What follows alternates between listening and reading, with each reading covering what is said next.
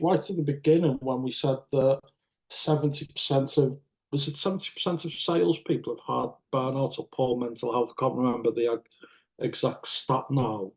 And that seems scarily high, but I'm actually thinking it's a little bit low, because we all know the type of personalities that sales attract. It's kind of like braggadocious, it's proud, it's kind of like, yeah, of course I'm not struggling. I can like walk through it. So I actually think it's probably going to be close to 100% of people in sales who've had either mental health problems or danced with burnout because of that kind of like, because we all seen that most of us conceal burnout from our managers. And the first time I did, I concealed it. The second time, I revealed it. So I wasn't sure which way to go, but it's definitely concealing. From my point of view, I've got the unfortunate distinction of I had cancer, and I've had burnout, and by far the biggest impact on my life now. I was really lucky that the cancer was spotted really easy and we took it.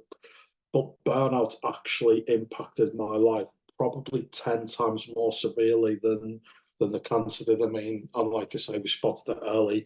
I was only 19, so obviously my body was kind of very kind of like fighting it. But the thing that always sticks in my mind with burnout was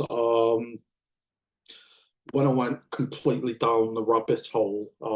I couldn't get out of bed. I couldn't have a shower. There was just nothing I could do. It was just in this catatonic state. And I'll always remember Ben, who was, what would it been, 5, 6 then? Just bouncing on the bed and just asking my ex, "What's up with Daddy? Why won't he go up?" And that just kind of like one of those events that's just etched into my mind, because when you do go down burnout that bad, it is just a complete debilitating condition. Luckily that we know the signs a little bit more now, but I think also I'm a big fan of the 7 habits of highly effective people, and I think the last slide we had, above and below the line, I think that kind of seems a little bit like the circle of control versus the circle of influence as well, because there's so many things there that we can like blame others for, and we can kind of like,